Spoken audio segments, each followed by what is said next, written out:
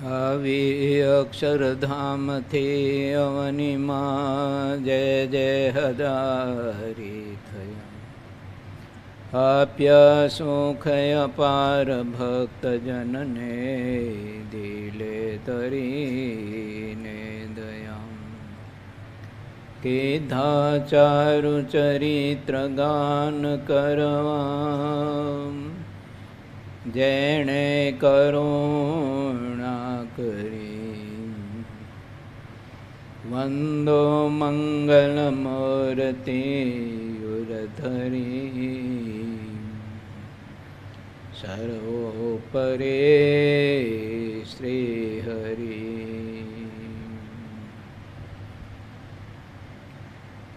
ઓમ શ્રી પૂર્ણ પુરુષોત્તમાય સર્વાય અવતારિણે શ્રી સ્વામિનારાયણાય નમો નમઃ. ઓમ કારણ કારણાય શ્રી હરિકૃષ્ણ મહારાજાય. રૂપાળા શ્રી ઘનશ્યામ મહારાજાય નમો નમઃ.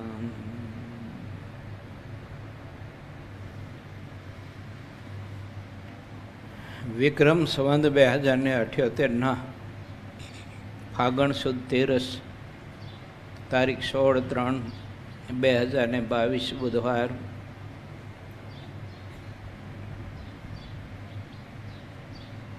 સર્વ વિદ્યાર્થીઓને,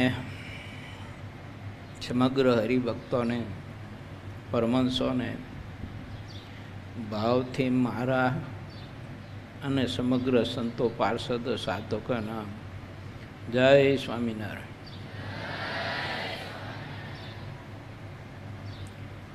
10-12ની પરીક્ષા બહુ નજીક આવી રહી છે. દિવસો, સમય અને ઘડીઓ તમારી ગણાઈ રહી છે. તો વિદ્યાર્થી અવસ્થામાં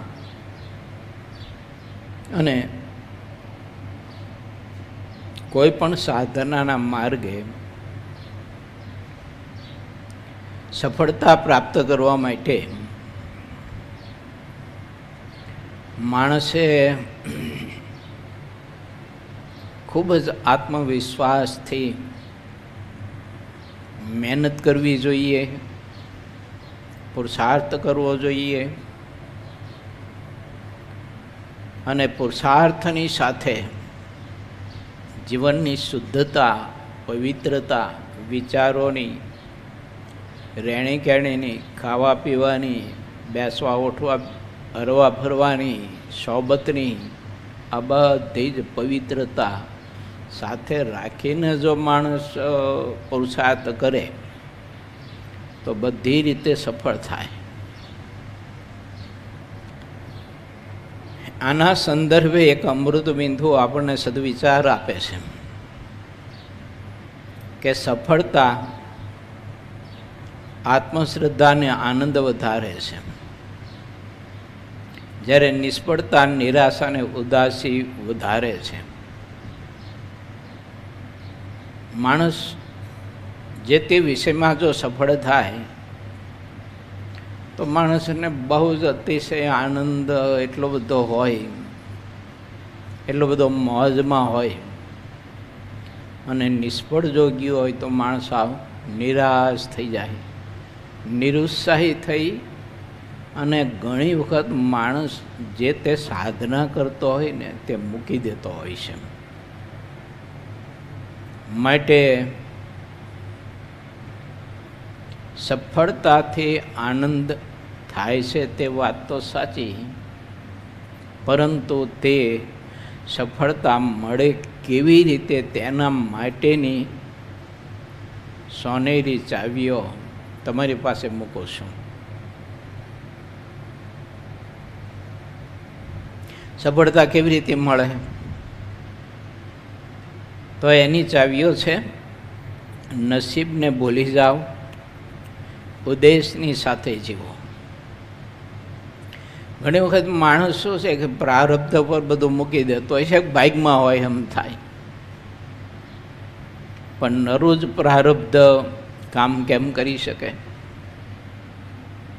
બીજી વાત છે, સ્પષ્ટતાપૂર્વક કામ કરો, ઈમાનદારીપૂર્વક, સચ્ચાઈપૂર્વક, મહેનતમાં, પુરુષાર્થમાં દિલ દગડા નહીં, ચોરી નહીં, આળસ નહીં, પ્રમાદતા નહીં. ઘણા બધા મહેનત કરતા હોય ને પછી કહેતા હોય કે અમને બહુ યાદ નથી રહેતું, આમાં કંઈ વિષયમાં કંઈ બહુ સમજ પડતી નથી, એમ કરી એની નિરુત્સાહી થઈ જતો હોય છે. પરંતુ તમે મહેનત કર્યા કરો, પુરુષાર્થ કર્યા કરો, યાદ નથી રહેતું, નથી રહેતું, નથી રહેતું, એમ શા માટે આપણે ખોટી રીતે ખોટી થાવને ચિંતન કરવું જોઈએ? જેટલું યાદ રહ્યું તેટલું. અને એક નિયમ છે શાસ્ત્રનો, કોઈ પણ પુસ્તકનો, કે તમે વાંચો ત્યારે યાદ રહે કે ના રહે, પણ જ્યારે જરૂર પડે ને ત્યારે વાંચેલું તરત જ સ્મરણપટમાં આવી જતું હોય છે. ધ્યાનપૂર્વક જો વાંચવું હોય તો એ વખતે કદાચ તમને યાદ ના હોય, પણ જ્યારે એની જરૂર પડે ત્યારે તમારા હૃદયની સ્મરણ પટની પ્લેટ ઉપર એ બધું જ લખાણ આવી જતું હોય છે, તમે સુખેથી લખી શકો. પહેલી વાત તો એક આપણે ભૂલી જ જવી જોઈએ કે મને કાંઈ યાદ નથી રહેતું, મને કાંઈ યાદ નથી રહેતું, એ તો તદ્દન ભૂલી જવું પડે.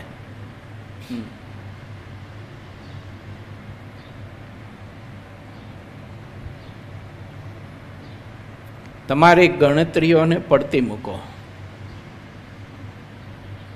સફળતા માટે યોગ્ય કરો, જે કંઈ કરવું ઘટે તે બધું જોઈએ. પુરુષાર્થ કરો, મહેનત કરો, વાંચો, લખો, બીજા સાથે પ્રશ્નોત્તરી કરો, બીજા સાથે વાતની તે વિષયની આપ-લે કરો, પણ ખૂબ જ પુરુષાર્થ કરો. અને એની સાથે એકદમ શાંત અને પ્રસન્ન રહો. આપણી પ્રસન્નતા પણ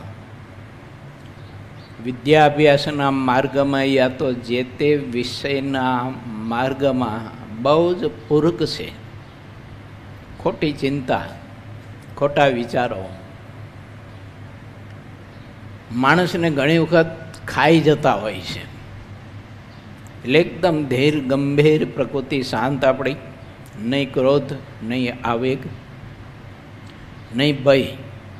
ઘણી વખત શું થાય કે પરીક્ષા નજીક આવતી હોય ને એટલે ઘણી વખત માણસ ભયમાં બહુ સપડાઈ જતો હોય છે. શું થાય છે? પરીક્ષા નજીક આવે છે, કેમ થાય છે, યાદ બહુ રહેતું નથી, કેટલી ટકાવારી આવશે, શું થાય છે, કેવા પેપર હશે, કેવા પ્રશ્ન પેપર હશે. આ રીતે માણસ છે ને પોતાની પ્રસન્નતા ગુમાવતો હોય છે. માટે શાંત અને પ્રસન્ન કાયમને માટે માણસે રહેવું જોઈએ. કોઈ પણ અવસ્થામાં તમારી અંતદ્રષ્ટિ સાથે મેળ કરો. બહિર્વૃત્તિઓ આપણી બધી જે છે એને સંકેલવી જોઈએ. શાસ્ત્રમાં નિયમ છે કે વિદ્યાર્થી અવસ્થામાં જ્યારે વિદ્યાભ્યાસ કરતો હોય ત્યારે બહુ મિત્રની સોબત, બહુ આહાર, બહુ નિદ્રા, બહુ રખડપટ્ટી, રજોગુણી ને તમોગુણી મિત્રોની સોબત, બહુ સગા સંબંધીનો સ્નેહ, આળસ, પ્રમાદતા, આ બધું જ શાસ્ત્રમાં વર્જ્ય લખ્યું છે. એનો બધો ત્યાગ કરવો પડે. બહુ મિત્રની સોબત, બહુ વાતોડિયાની સોબત, બહુ વાયડા ટાળ્યાની સોબત, વ્યસનીની સોબત, બહુ સગા સંબંધીનો સ્નેહ પણ એમાં વિઘ્ન કરે છે. કારણ કે પછી કાં તો માં સાંભળતી ને, કાં તો બાપ સાંભળતો હોય ને, કાં તો બેન સાંભળતી ને, કાં તો ભાઈ સાંભળતો હોય. કાંઈ ને કાંઈ લોકોને કાંઈ કાંઈમાં પ્રીતિ સ્નેહ હોય છે. કોઈને ભેંસ, કોઈને ભેંસની પાડી, કોઈને ગાય, કોઈ ગાયની વાસળી, કોઈતરું પાડ્યું હોય તો કોઈતરું યાદ આવતું હોય. તેનું ચિંતન થયા કરે. અભ્યાસમાં પછી માણસ લક્ષ્ય પરોવી શકતો નથી. માટે અંતરદ્રષ્ટિ કે જે તે વિષયમાં તમારે સિદ્ધિ પ્રાપ્ત કરવી છે તે વિષયમાં આપણી સમગ્ર શક્તિ કેન્દ્રિત થવી જોઈએ. હવે બહુ મિત્રોની સોબત હોય, બહુ આહાર હોય, બહુ નિંદ્રા હોય, એટલે આળસ તો સહેજે થાય, મહેનત કરી ન શકે. હજી બેઠો હોય વાંચવા, એ તો કોઈ મનન ચિંતન બેઠો બેઠો કરતો હોય, બહુ ઘણા બધા મિત્રો હોય, એટલે એમાંથી કોઈ એકાદો નવડો તો હોય જ. એટલે આવીને પડકે બેહે અને નહીં જરૂરી એવી બિનજરૂરીઓ બધી વાતો કરી અને જે કંઈ અડધી કલાકનો આપણો ચિંતન કરવાનો કે મનન કરવાનો જે સમય હોય એ સમય બધો જ આપણો ખોટો બગાડે.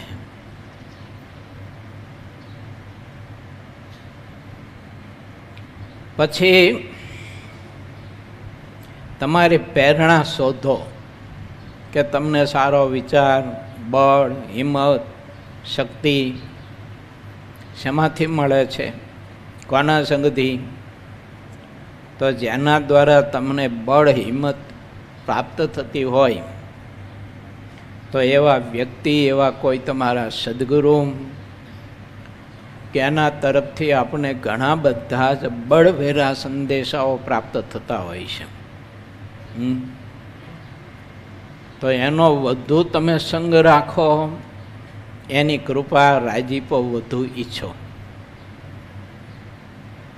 અને ખૂબ જ ઉચ્ચ પ્રકારની પ્રમાણિકતા રાખો. કારણ કે પ્રમાણિકતાની સફળતા બહુ જબર હોય છે. એનો પ્રભાવ કોઈ અલગ હોય છે, અદ્વિતીય હોય છે પ્રમાણિકતાનો પ્રભાવ. જે મહાપુરુષો જે તે વિષયમાં સફળ થયા હોય તે બધા જ મહાપુરુષો પોતાના જીવનમાં કેળવેલી પ્રમાણિકતાના પ્રભાવે સફળ થયા હોય છે. જીવનને ખૂબ જ વિકસાવ્યું હોય છે. આ તમારી વિદ્યાભ્યાસની અવસ્થા, બાળ અવસ્થામાં સફળતા પ્રાપ્ત કરવા માટેની આ બધી જ ઉત્તમ ચાવી છે. કરી શકો તો ટાઈમ મેનેજમેન્ટ કરો. આખા દિવસનું આપણું સવારે જાગી તે રાત્રે સૂઈએ ત્યાં સુધીનું ટાઈમ ટેબલ વ્યક્તિએ પોતે નક્કી કરવું પડે અને એ પ્રમાણે જાગવું, ઉઠવું, બેસવું, રીડિંગ કરવું, અભ્યાસ કરવો, એ રીતે જ જીવનની હળવાશ માટે થોડી ઘણી કાંઈક રમત ગમત કે બીજું ત્રીજું બધું જે કંઈ છે તે વ્યવસ્થિત બધું નિયમિત થવું જોઈએ. માણસ જો આ જ અવસ્થામાં, વિદ્યાર્થી અવસ્થામાં નિયમિતતા જો કેળવે તો એ હર હંમેશ કાયમને માટે એ બહુ સંયમી પુરુષ થાય. અને આ અવસ્થામાં જો આળસુ હોય તો આખી જિંદગી પછી આળસુ જ રહે.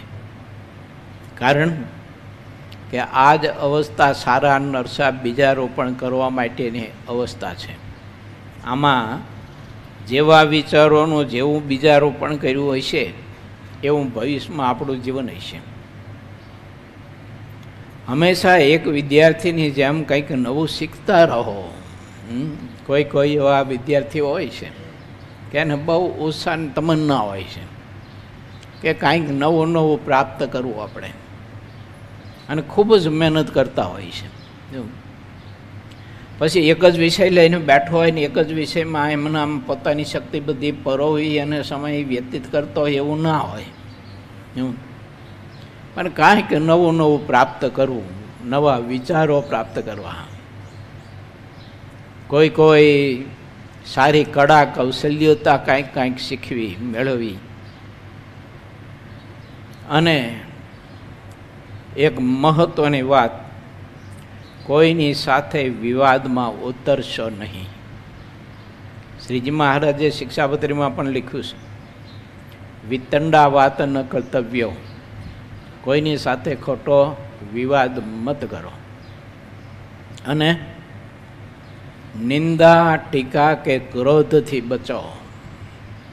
કોઈની નિંદા નહીં કરો, કોઈની નિંદા સાંભળશો નહીં, અને વિના પ્રયોજને પોતાના સ્વાર્થ માટે, પોતાના અહમને પોષવા માટે, માનને પોષવા માટે, પોતાના કર્તૃત્વ ભાવને પોષવા માટે, પોતાનામાં જે કંઈ કૌશલ્યતા હોય એના અહમને પોષવા માટે ક્યારેય ક્રોધ ન કરો.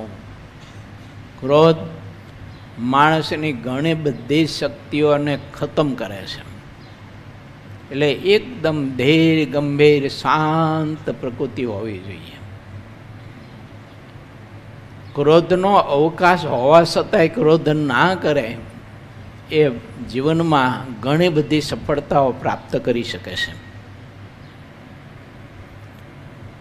આ રીતે વિદ્યાભ્યાસમાં તમારે આ અવસ્થામાં સફળતા પ્રાપ્ત કરવી હોય, એકદમ નિર્ભય જીવન જો તમારે કેળવવું હોય, ભય મુક્ત જીવનનો આદર્શ તમારે જીવવું હોય, તો એના માટે એક ગરુડ પક્ષીની વાત છે, બહુ શીખવા જેવી છે.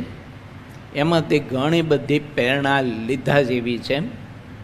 તે તમારી પાસે હું એક ગરુડ પક્ષીની એક વાત છે તે તમારી પાસે મૂકું છું, પણ એમાંથી કંઈક તત્વ ગ્રહણ કરજો. વાત સાંભળવી સમાધાન મહત્ત્વનું નથી, પણ સમાધાનનો સ્વીકાર કરવો ને તે મહત્ત્વનું છે. સમાધાનથી પરિણામ ન આવે, પણ સમાધાનનો સ્વીકાર થાય તો પરિણામ આવે. બહુ અદ્ભુત આમાંથી વિચારો પ્રાપ્ત થાય એવા છે. ગરુડ પક્ષીના બાળપણની શરૂઆત ખૂબ જ મુશ્કેલીભરી હોય છે. એ બાળક એટલે બચ્ચો જન્મે ને ગરુડ પક્ષીનું, ત્યારે જન્મતાની સાથે ને કેટલી મુશ્કેલીઓનો સામનો કરવો પડતો હોય છે. અને બાળપણમાં જ આવી ટ્રેનિંગ આપવામાં આવતી હોય છે, પક્ષીઓ આપતા હોય છે એની માદા, જેથી તે તેના જીવનની મોટી મુશ્કેલીઓને સરળતાથી સહન કરી શકે છે અને એનો સામનો કરી શકે છે. નહીં તો શું થાય કે થોડીક મુશ્કેલી દુઃખ આવ્યું હોય ને તો એ માણસ આવ નિરુત્સાહી થઈ જાય, પણ એનો સામનો કરી ન શકે. પોતાના બળથી, પોતાની આવડતથી, પોતાની કૌશલ્યતાથી, પોતાની કળાથી, બુદ્ધિબળથી, વિચાર બળથી આવેલી મુશ્કેલીઓનો સામનો કોઈ દિવસ માણસ કરી શકતો નથી. જ્યારે કોઈ પણ પક્ષી જન્મે છે, ઈંડું જ્યારે પક્ષી મૂકે માદા, ત્યારે સમય થાય ને પછી ઈંડું સીવું એને, એમાંથી બચ્ચાનો જન્મ થયો તો ઓછામાં ઓછા 1 મહિના સુધી એના માતા પિતા ઉપર નિર્ભીત હોય છે, એના ઉપર નિર્ભર હોય. તેના ખાવા પીવાની લઈને બધી જે કંઈ હોય એને ચાલતા શીખડાવવું, એને ઉડતા શીખડાવવું, એને બોલતા શીખડાવવું, એને બીજા જે કંઈ હિંસક પક્ષીઓ હોય કે હિંસક બીજા કોઈ પણ જીવ હોય એનાથી પોતાની જાતને કેવી રીતે બચાવવી વગેરે વગેરે બધું જ છે ને એમ એની મા પક્ષીણી બધું જ એને શીખવતી હોય છે. જ્યારે તેના બાળકને જન્મ આપે છે ત્યારે તેના બાળકની ટ્રેનિંગ તે સમયથી શરૂ થાય છે કે તેના જીવનમાં કેવી રીતે સંઘર્ષ કરવો. જન્મ પછીના થોડા દિવસો પછી બાળકોની ટ્રેનિંગ શરૂ થાય છે. એને કેવી રીતે બધી મુશ્કેલીઓનો સામનો કરવો, કેવી રીતે ઉડ્ડયન કરવું, કેટલી ગતિએ ઉડ્ડયન કરવું, કેટલી ગતિએ ઉડીને જવું, સામેના વૃક્ષો પર ઉડતા ઉડતા જ્યારે ઉતરણ કરવું હોય ત્યારે સામેના વૃક્ષ ઉપર ઉતરાયણ કરે ત્યારે એ શાખા જે ડાળ હોય તે ડાળને કેવી રીતે પગથી પકડવી વગેરે વગેરે બહુ જ એને શીખવતી હોય છે એની માદા.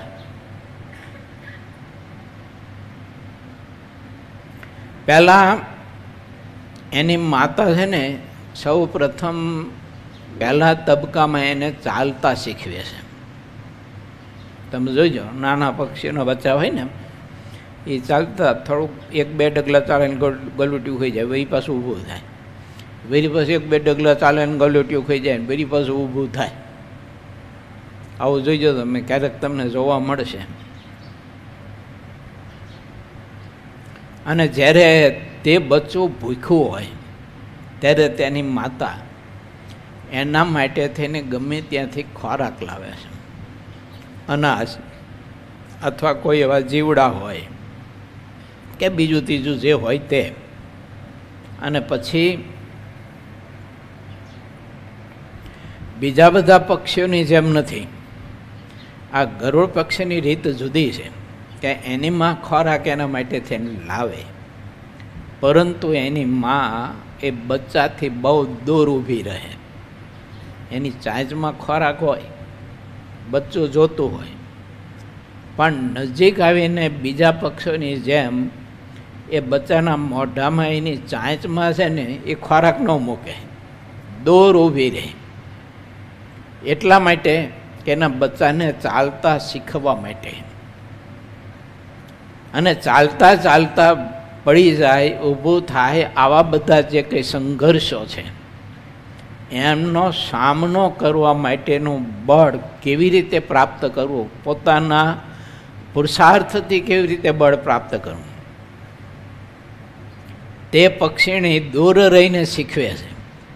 અને પછી તે બચ્ચું ભૂખ્યું બહુ હોય એટલે ભૂખ તો કોઈની હગી થાય નહીં, એટલે બચ્ચું ભૂખ્યું હોય એટલે પછી ડગલું ડગલું ચાલે અને વળી પાછું ગળું ખાઈને પડી જાય, વળી પાછું એની મેરે પ્રયત્ન કરીને ઊભું થાય, વળી પાછું 1-2 ડગલા હારે અને વળી પાછું પડી જાય, વળી પાછું મહેનત કરી કરીને ઊભું થાય માંડ માંડ. એમ કરતાં કરતાં કરતાં કરતાં એની મા પાસે પહોંચે છે. અને ત્યારે એની મા એને ખોરાક મોઢામાં કહેતા એની ચાંચમાં આપે છે.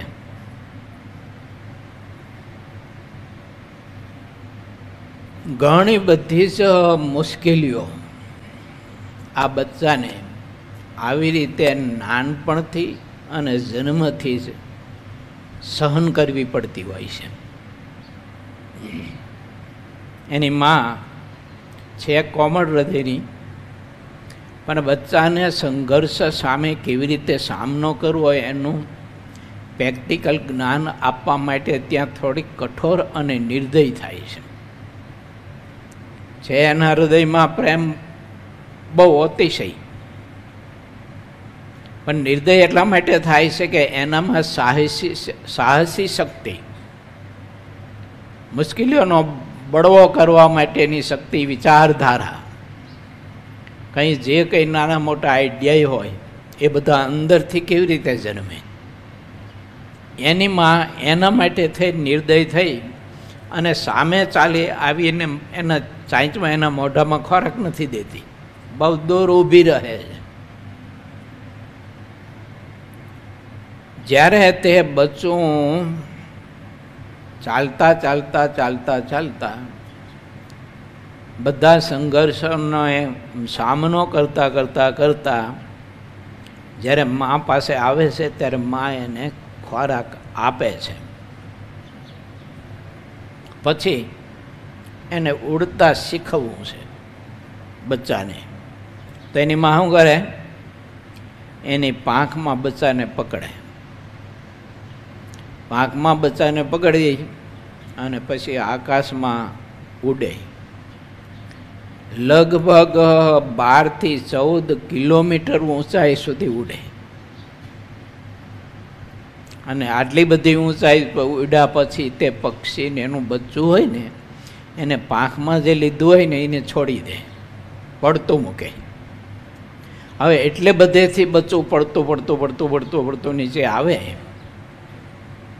એટલે 7, 8, 9, 10 કિલોમીટર અંતર પડતા કપાઈ જાય ત્યારે એ બાળકને એટલી બધી બીક ઊભી થાય કે હવે પડીને હું મરી જ જવાનો.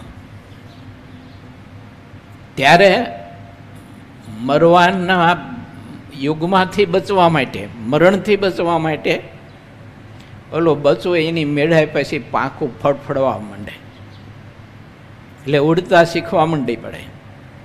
હવે એની પાંખો ફડફડાવે પણ હજી બચ્ચું નાનું છે, ઉડ્ડયન નથી કરી શકતું. એટલે જ્યાં પડવાની તૈયારી થાય અને પૃથ્વીથી થોડુંક જ દૂર હોય ને ત્યારે એની માતા ખબર નહીં હવે આકાશમાં કેવી રીતે જમ્પ લેતી હશે અને કેટલી ઝડપીએ જમ્પ લઈને આવતી હશે. તો એ બચ્ચાને પૃથ્વી ઉપર પડ્યા પહેલાં પોતે પાછો પકડી લે, પણ પૃથ્વી ઉપર પડવા ન દે એને.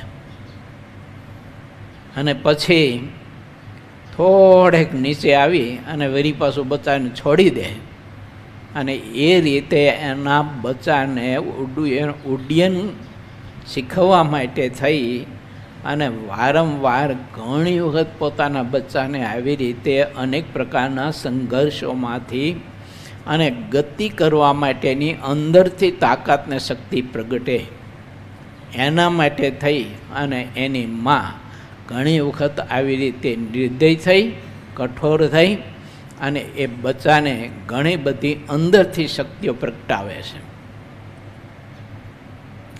આમાંથી આપણે બધાને શીખવા જેવું છે, અમારે ત્યાગીને, તમારે ગ્રસ્તને, વિદ્યાર્થીઓને, બધાને, કે અંદરથી કેવી રીતે શક્તિ પ્રગટ થાય, તાકાત કેવી રીતે અંદરથી પ્રગટ થાય. જો માણસ માત્રને પરમાત્માએ ખૂબ જ ઉર્જા આપી છે. કોઈ એવું કહેતા હોય કે મને બહુ યાદ નથી રહેતું, મને બહુ કંઈ ગમ પડતી નથી, મને ગણિતમાં કાંઈ બહુ ગમ પડતી નથી, તો એ વાત ખોટી છે. અંદર પરમાત્માએ શક્તિ આપી જ છે, પરંતુ તે શક્તિને કોઈ કારણ રૂંધી રાખે છે. એટલે આપણે એમ કહીએ છીએ કે મને યાદ નથી રહેતું, યાદ શક્તિ મારી કમ છે, એમ આપણે કહેતા હોય છે ને. તે એને કોઈ આપણું કારણ રૂંધી રાખે છે. આવું કારણ આપણે પોતે ગોતવું પડે એવું. એટલે એમાં નિજદર્શી થવું જોઈએ કે મારામાં આ શક્તિ છે એ રૂંધી શાના કારણે રહે છે. તો જો એમાં કારણો ઘણા હોય. એક ક્રોધી સ્વભાવ, એક શંકાશીલ સ્વભાવ, બહુ રજોગુણી મિત્રોની સોબત, બહુ રજોગુણી વૃત્તિ, રજોગુણી પદાર્થની આસક્તિ, બહુ રજોગુણી વાતો સાંભળવાની આસક્તિ, રજોગુણી ચલચિત્રો જોવા માટેની અતિ આસક્તિ, પોતાનામાં રહેલી ઘણી બધી શક્તિઓ હોવા છતાંય પણ નિરુત્સાહી પણ, કે જેમાં કોઈના જીવનમાં કોઈ ઉત્સાહ જ ન હોય. કોઈ ગમે તે કાર્ય કરતો હોય, અભ્યાસ કરતો હોય, રીડિંગ કરતો હોય, બીજું ત્રીજું કરતો હોય, તો તમે જુઓ તો ગમે ત્યારે બેઠો હોય તો કાંઈને આવ્યો એની એમ જ બેઠો હોય, આવ નિરુત્સાહી જ હોય. નક્કી જ કરી લીધું હોય પોતે કે મારાથી કંઈ થવાનું જ નહીં, મને કંઈ યાદ જ નથી રહેતું, મને કંઈ યાદ જ નથી રહેતું, બસ આવું નક્કી કરીને બેસી ગયો હોય. એટલે એ પોતાના સ્વભાવો યા તો એ પોતાનું એ કારણ, પરમાત્માએ આપેલી બધી જે શક્તિઓ છે ને એ બધી શક્તિને રૂંધી રાખે છે. તમે મહાત્મા ગાંધીજીનું જીવન ગાથા કે જીવન જરૂર તમે એક પુસ્તક નાની કે એવી છે, ઘણી બધી પુસ્તિકાઓ છે, એ પૈકી કોઈ તમે વાંચી હોય તો ખબર હોય તો. બાપુ જ્યારે નાના હતા ને ત્યારે 2-5 માણસોની વચમાં બોલી નહોતા શકતા ને એટલા આમ ધ્રુજે ઊભા કરે. તો પછી મહાત્મા ગાંધીજી શું કરતા ખબર છે? એ ભય દૂર કરવા માટે અને સમાજની સામે લેક્ચર આપવા માટે જંગલમાં જતા અને જંગલમાં જઈને વૃક્ષની સામે લેક્ચર આપતા. એમ કરી અને સભાનો જે ભય હતો તે ભય બાપુએ દૂર કર્યો.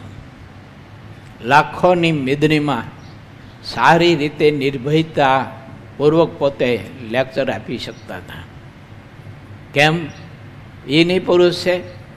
પેલા 5 માણસો વચ્ચે ઊભા થઈને બોલવું હોય તો ધ્રુજતા હતા, બોલી નહોતા શકતા. અને એ જ લાખોની મેદનીમાં પોતે પાછું લેક્ચર આપી શકે. એનું કારણ તો કે ભય હતો. શક્તિ તો હતી જ અંદર લેક્ચર આપવાની, પણ એ ભય જે હતો એ શક્તિને રૂંધી રાખતો હતો. માટે આવા કંઈક કારણ હોઈ શકે. અતિ રસાસ્વાદ, અતિ ઊંઘ, અતિ રખડપટ્ટી, અતિ બહિર્વૃત્તિ, આવા ઘણા બધા કારણો હોઈ શકે કે જે કારણોને હું તમે ગણી ન શકીએ એટલા બધા કારણો હોય. અને એ બધા જ આપણા પોતાના નિજ કારણો આપણી શક્તિને રૂંધી રાખતા હોય છે. માટે પરમાત્માએ આપેલી શક્તિને જો આપણે વિકસાવી હોય અને સફળતાના શિખર જો સર કરવા હોય તો પોતે પોતાના કારણો દૂર કરવા જોઈએ, તો એને અવકાશ મળી જાય, તો એ શક્તિ પાછી ખીલી ઉઠે. જ્યાં સુધી તે બચ્ચું સંપૂર્ણપણે ઉડવાનું ન શીખે ત્યાં સુધી એની માતા વારંવાર એને બગલમાં લઈને કહેતા, એની પાંખમાં લઈને ઉડ્ડયન કરી અને બચ્ચાને પડતું મૂકે. વરી પાછું ઉડ્ડયન કરીને બચ્ચાને પડતું મૂકે, વરી પાછું ઉડ્ડયન કરીને બચ્ચાને પડતું મૂકે. અને પછી વારંવાર એમ થવાથી ઓલા બચ્ચાને ભય છે ને એ દૂર થઈ જાય છે. અને ભય મુક્ત થઈ જાય છે એટલે બચ્ચું ઉડતા શીખી જાય છે. એમ આપણા પ્રત્યેકના જીવનમાં આ મારાથી ન થાય, આ હું ના કરી શકું, આ તો બહુ અઘરું છે, આવો જે ભય છે ને એ જ આપણી બધી શક્તિને રૂંધી રાખે છે. માટે ભગવાનનો ભક્ત ભક્તિના માર્ગે ચાલતો હોય યા તો વિદ્યાર્થી વિદ્યાભ્યાસના અવસ્થામાં વિદ્યાના માર્ગે ચાલતો હોય, કોઈ પણ સાધના કરતો હોય, એમાં નિર્ભયતા તે બહુ અતિ મહત્ત્વની બાબત છે. ભાગવતના 4મા સ્કંધમાં કથા આવે છે. 5 વર્ષનો ધ્રુવ એની માની રજા લઈ અને મધુવનમાં તપસ્યા કરવા માટે જ્યારે નીકળ્યો ત્યારે ગામનો પાદર છોડી અને થોડેક જ જ્યાં પહોંચ્યો ને ત્યાં નારદજી મળ્યા.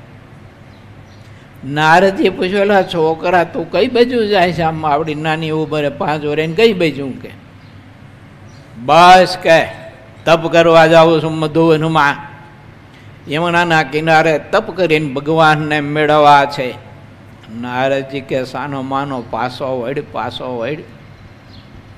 આ 5 વર્ષની વયે ભગવાન તને મળતા હશે અને એ તે મધુવનમાં આવા ઘોર જંગલમાં જ્યાં મોટા ડાલા જેવડા માથાવાળા સિંહ અને કંઈક વાઘ વરુને દીપડાઓ અને હિંસક પ્રાણીઓ તને ફાડી ખાય છે, ફાડી પાછો વર્ગ. ત્યારે ધ્રુવજીએ કહ્યું, મારી માએ મને આશીર્વાદ આપ્યા છે કે તને ભગવાન મળશે જ, માટે સિંહ મને શું કરવાનો હતો, હિંસક પ્રાણી મને શું કરવાના હતા? મારી માના આશીર્વાદ મારી સાથે છે, મને કોઈ માથાનો વાળ વાંકો ન કરી શકે. નારદજીએ એની હિંમત જોઈ અને મસ્તક ઉપર હાથ મૂકીને આશીર્વાદ આપતા કહ્યું, જા બેટા, તને ભગવાન વહેલી તકે મળશે, મારા પણ તને આશીર્વાદ છે. આવી કથા ભાગવતમાં આવે છે. માટે હિંમત છે ને એ બહુ અતિ જ મહત્વની બાબત છે. ક્યારેય પરીક્ષા દેવા માટે જઈએ, પરીક્ષાનો દિવસ નજીક આવ્યો હોય અને સાંજે આપણે રીડિંગમાં બેઠા હોય તો સવારની ચિંતા કોઈ દિવસ ન કરાય કે આવતીકાલે પેપર છે, 10 વાગે શરૂ થવાનું છે, કેવા પ્રશ્ન પેપર છે, આરું ગણિતનું કેવું અઘરું હોય છે, કશો કંઈ વિચાર ન કરાય. જ્યાં સુધી પ્રશ્ન પેપર હાથમાં આવે ત્યાં સુધી અગાઉથી કોઈ દિવસ નિરુત્સાહી થઈ ગઈ એવા વિચારો ન કરાય. પ્રશ્ન પેપર હાથમાં લીધું, બસ વાંચો પ્રશ્ન, એવા નિર્ભય રહો, એવા હળવા રહો, આપમેળે તમારા હૃદય કમળમાંથી એનો પ્રત્યુત્તર પરમાત્મા તમને ગમે તેમ કરીને આપશે. એવું પણ આપણને હિંમત જોઈએ, વિશ્વાસ આપણો જોઈએ, વિશ્વાસ આપણને. મુશ્કેલીઓનો સામનો કરવાનો જો માણસ શીખી જાય તો તેના કારણે માણસ ઘણો જ બધો વિકાસ સાધી શકે છે. પણ મુશ્કેલીઓમાં બીજાની મદદ ઈચ્છતો હોય કે મને કોઈ મદદ કરે, આ દુઃખમાંથી કોઈ મને મદદ કરે, કોઈ મને બચાવે, મને જ્યારે હું પરીક્ષા દેવા માટે જાઉં ત્યારે મને કોઈ પ્રશ્ન લખાવે વગેરે વગેરે બધું, તો એ કોઈ દિવસ સફળતા પ્રાપ્ત ન કરી શકે. કારણ કે બીજાના પગ ઉપર નિર્ભય રહેવા માટે ઈચ્છી રહ્યો છે. માણસે પોતે પોતાના પગ ઉપર જીવતા શીખવું જોઈએ. સંકલ્પ સુદ્ધા આપણને થવો ન જોઈએ કે મને બીજા કોઈ લખાવે તો સારું, ફલાણી ફલાણી સ્કૂલમાં આપણને જો નંબર આવી જાય તો ખરેખરું કામ થઈ જાય. તો ઘણા બધા તો બાધાઓ રાખતા હોય કે ફલાણી પણ સ્કૂલમાં જો નંબર આવી જાય ને તો આપણે હાથે કે બધું બાધા નક્કી કર્યું હોય એમ કે એક નારિયેળ વધેરશું કે ધૂપ કરશું કે બીજું ત્રીજું કરશું કે 5 ચોકલેટ આપશું કે પેંડા આપશું. જો અને અમુક અમુક સ્કૂલ એવી હોય કે એમાં તમને બધું જ છૂટી જ હોય, બધી લખવાની લખાવાની બધી જ. કોઈ કોઈની મેર હોય એમાં એમ.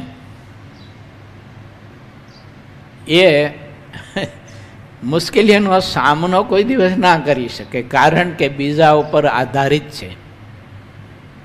પરંતુ માણસે પોતાના બળ ઉપર જીવતા શીખવું જોઈએ. માટે જીવનનું બીજું નામ સંઘર્ષ છે. સંઘર્ષ, હું ઘણી વાર કહું છું ને કે સંઘર્ષ નથી ત્યાં જીવન નથી, અને જીવન છે ત્યાં સંઘર્ષ છે.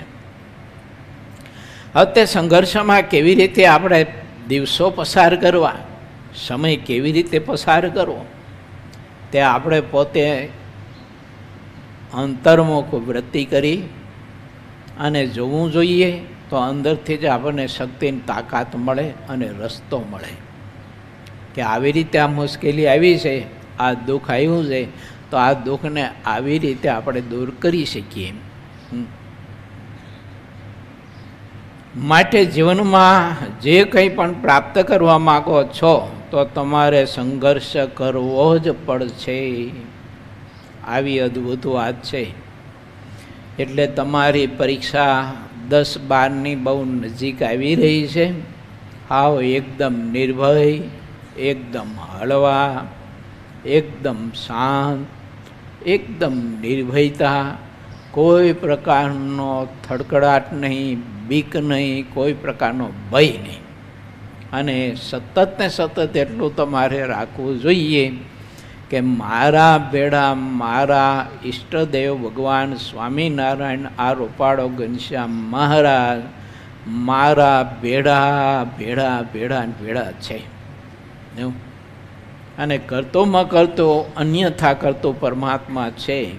તો પ્રભુ જે રીતે આપણો વિકાસ થાય, જે રીતે આપણે વધુને વધુ સુખી થઈએ અને જે રીતે આપણે જે તે વિષયમાં સફળતા પ્રાપ્ત કરી શકીએ એવી મદદ પરમાત્મા આપણને બુદ્ધિ વિચારોના કંઈક પ્રેરક વિચારો આપીને મદદ કરે કરે કરે ને કરે જ.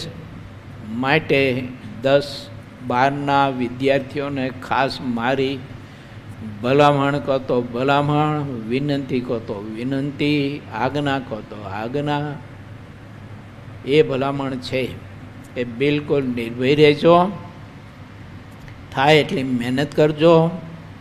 હમણાં પૂર્ણપ્રકાશ સ્વામી એક વિચાર આપ્યો, બહુ અદ્ભુત હતો વિચાર, કે હવે થોડાક દિવસ રહ્યા ને થોડાક દિવસમાં હું શું કરી શકીશ. થોડાક દિવસની વાત નહીં, પણ એક કાચી કલાક હોય ને, કાચી કલાક 5-10 મિનિટ હોય ને, 5-10 મિનિટ, એ 5-10 મિનિટમાંય તમે કાંઈક જો એવો વિચાર વાંચીને પ્રાપ્ત કરી લીધો હોય ને તો એ 5 મિનિટમાં એક વિચાર જે મળી જાય ને એ વિચાર આપણી સાધનામાં આપણે ઘણી બધી સફળતા પાવી જાય. એટલે આ થોડા 10-11 દિવસો તો ઘણા કહેવાય તમારા માટે. જો માટે ઠાકોરજીને સાથે રાખી મહેનત કરજો. રૂપાળા ઘનશ્યામ મહારાજને પ્રાર્થના કરું કે ઠાકોરજી તમને મેં આજે વાત કરી તેવી નિર્ભયતા બક્ષે, એવી હિંમત પ્રભુ આપે અને ઠાકોરજી તમારા ભેડાને ભેડા અખંડ રહે એવી રૂપાળા ઘનશ્યામ મહારાજના ચરણમાં પ્રાર્થના કરીને વિરમું. સહજાનંદ સ્વામી મહારાજ.